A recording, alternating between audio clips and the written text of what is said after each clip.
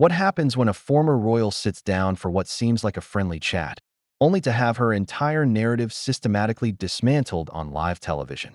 You won't believe what unfolds when Stephen Colbert decides to dig deeper into Meghan Markle's carefully crafted public image, leading to one of the most explosive confrontations in late-night television history. Before we get into this incredible story, make sure you hit that subscribe button and drop a comment below, because you're not going to believe what unfolds when the gloves come off between these two powerhouses. Last night's episode of The Late Show started like any other celebrity appearance.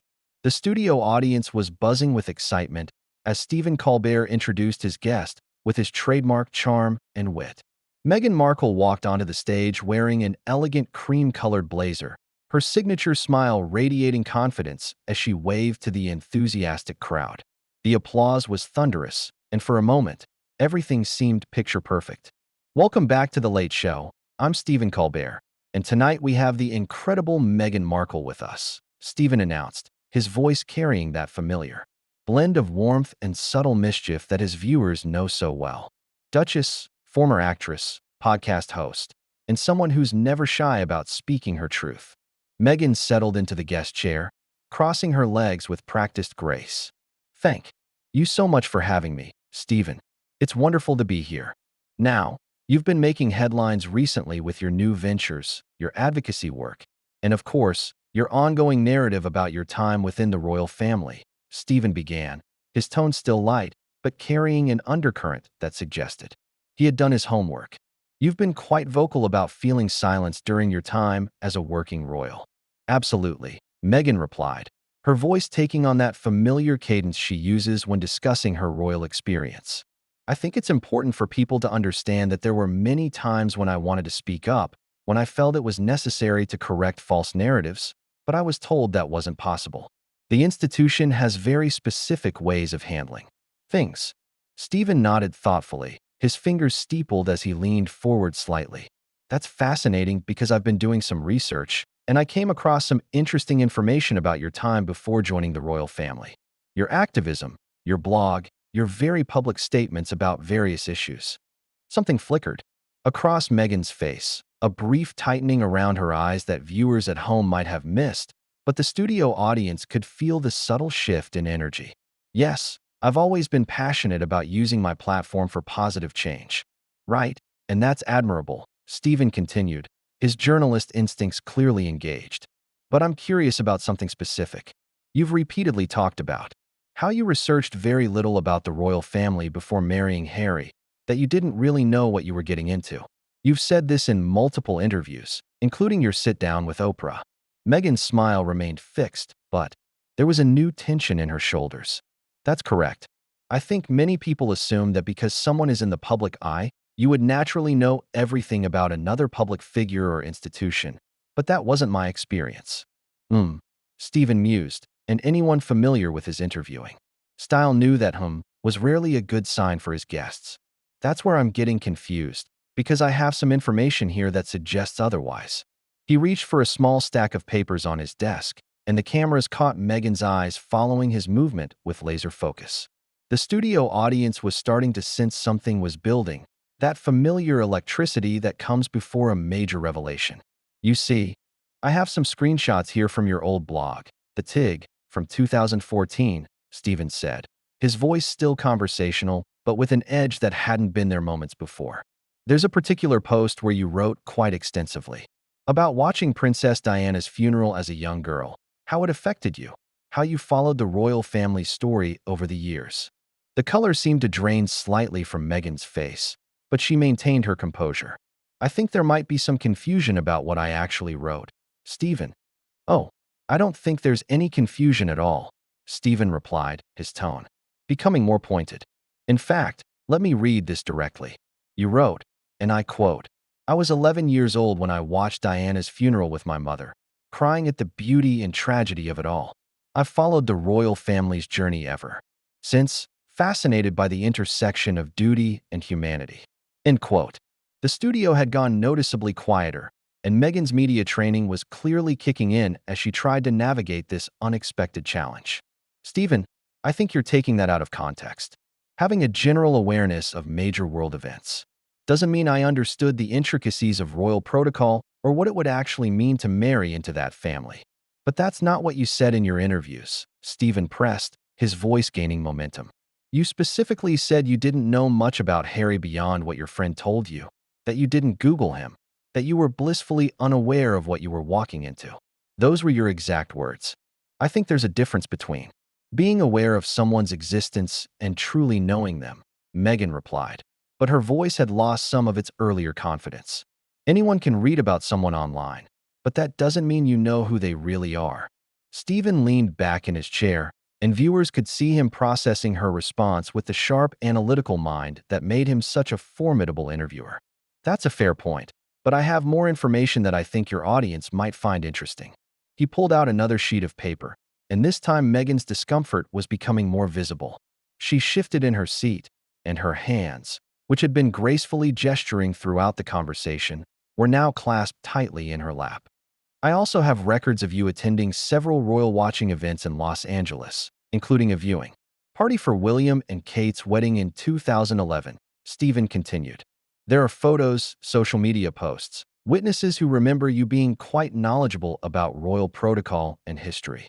Stephen, I'm not sure where you're getting this information, Meghan said, her voice taking on a defensive tone for the first time. But I think you're conflating social events with actual knowledge about what it means to be a working royal. Am I, though? Stephen asked, his eyebrows raised.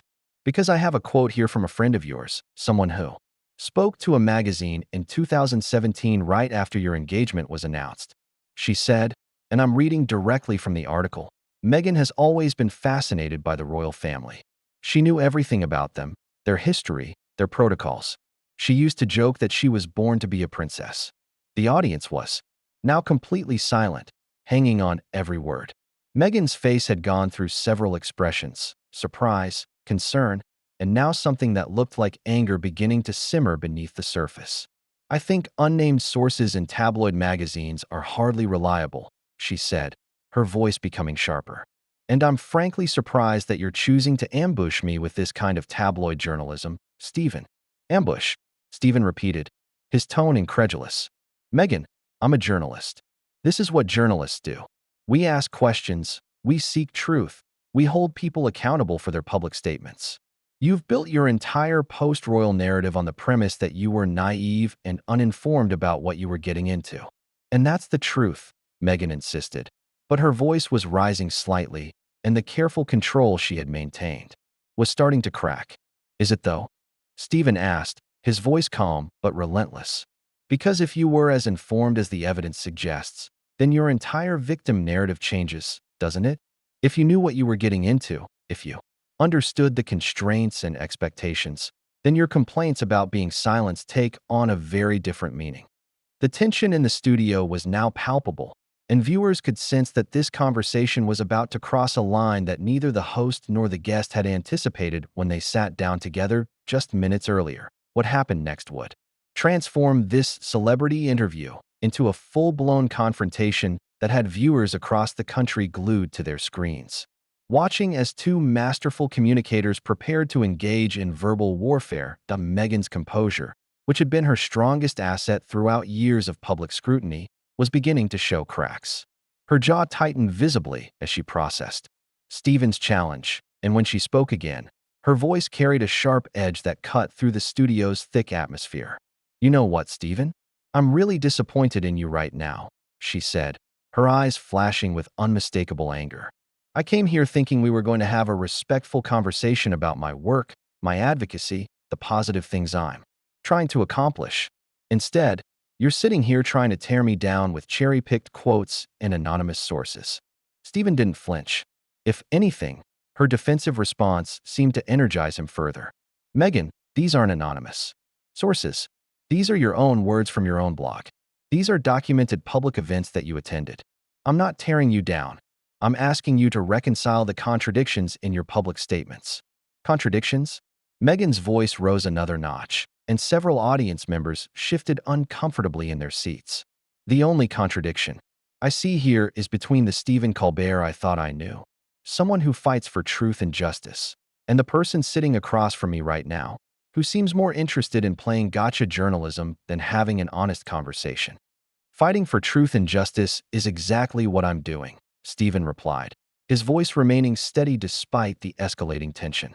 And the truth is, you've made your victimization by the royal family a central part of your brand. You've written books about it, done interviews about it, built an entire media empire on the foundation of being wronged by this institution. But if you went into that situation with full knowledge of what you were getting into, then that entire narrative crumbles. The studio audience was now completely silent, recognizing they were witnessing something unprecedented. This wasn't the usual playful banter between host and guest.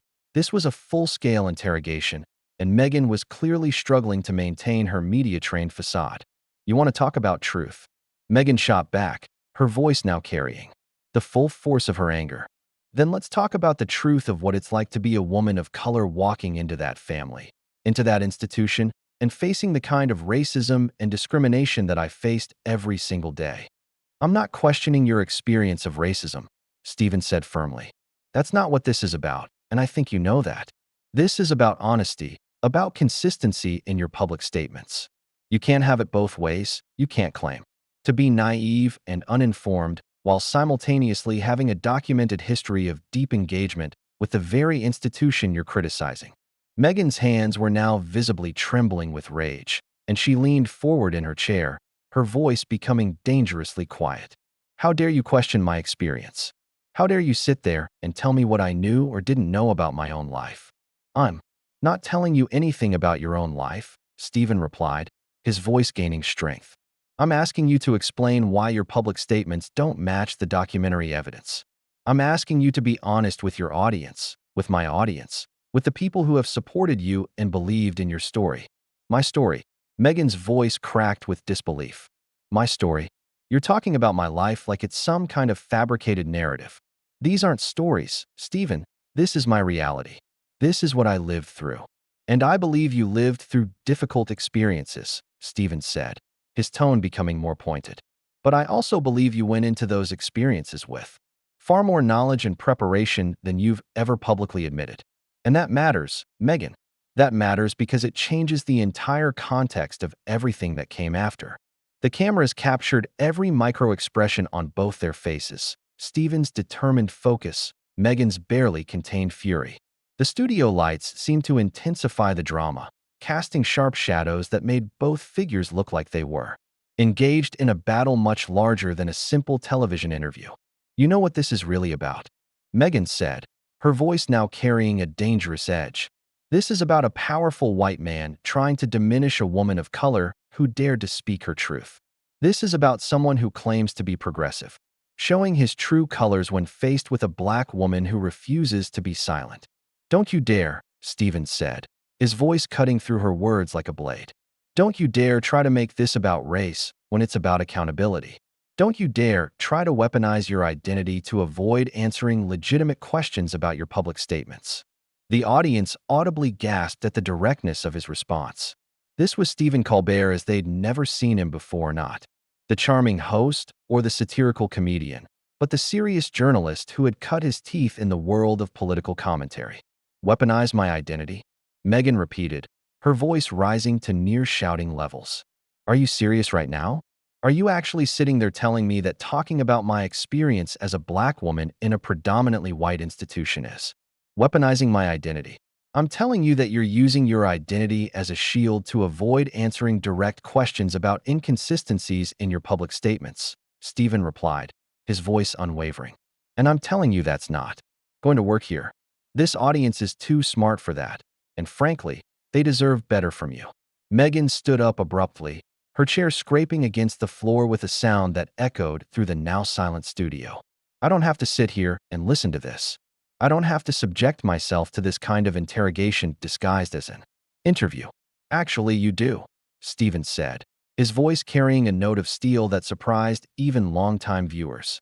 You came on this show to promote your projects, to tell your story, to connect with an audience. Well, this is part of that story. The questions, the accountability, the expectation that public figures will be honest about their experiences, that's all part of being in the public eye. Honest. Meghan laughed, but there was no humor in it. You want to talk about honesty? Then let's talk about how you've ambushed me here tonight. Let's talk about how you've clearly spent time researching ways to undermine me rather than exploring the substantive issues I'm working on. I researched you because that's what journalists do, Stephen replied. I looked into your background, your statements, your public record, and what I found were inconsistencies that deserve explanation. That's not an ambush, that's journalism. The confrontation had reached a boiling point, and everyone in the studio could feel that something irreversible was about to happen. The carefully choreographed world of late-night television had given way to something raw and unpredictable, and both participants seemed to realize they had crossed into territory from which there might be no graceful return. What unfolded next would be replayed countless times across social media, dissected by commentators, and remembered as one of the most explosive moments in late-night television history. Stephen leaned back in his chair, his eyes never leaving Meghan's face as she remained standing, her entire body radiating fury. You know what, Meghan? You're absolutely right about one thing. This conversation has revealed something important tonight, but it's not what you think it is. Oh, please enlighten me, Meghan said, her voice dripping with sarcasm as she placed her hands on her hips in a gesture of defiance. Tell me what profound revelation you think you've uncovered here tonight. The revelation is that you've become so accustomed to controlling your narrative, to having people accept your version of events without question, that you genuinely can't handle being asked to provide evidence for your claims, Stephen said, his voice cutting through the tension like a surgical knife. And when faced with contradictory evidence, your immediate response is to attack the questioner rather than address the questions. The studio audience was completely mesmerized, watching this verbal duel unfold with the intensity of a heavyweight championship fight. Meghan's face cycled through several expressions: shock, rage, and something that looked almost like panic. You have no idea what you're talking about, she said, her voice shaking with barely contained emotion. You have no idea what it's like to have your every word twisted, your every action scrutinized, your every statement taken out of context by people who have already decided they don't like you.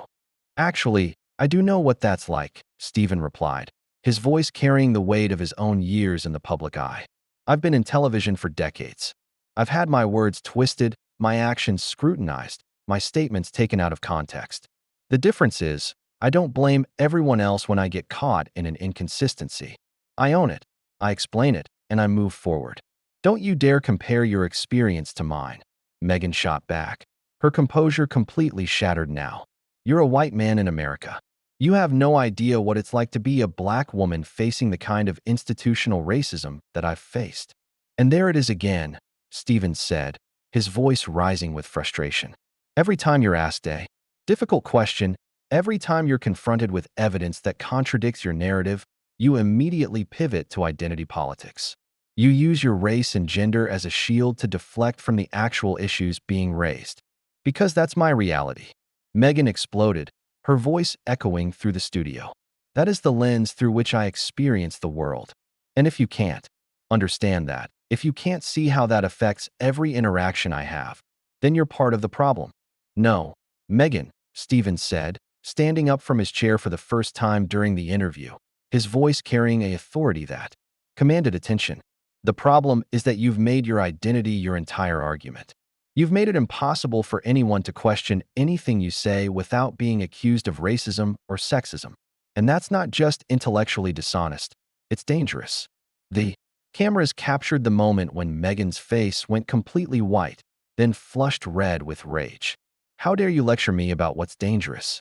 How dare you sit there in your privileged position and tell me how I should respond to discrimination?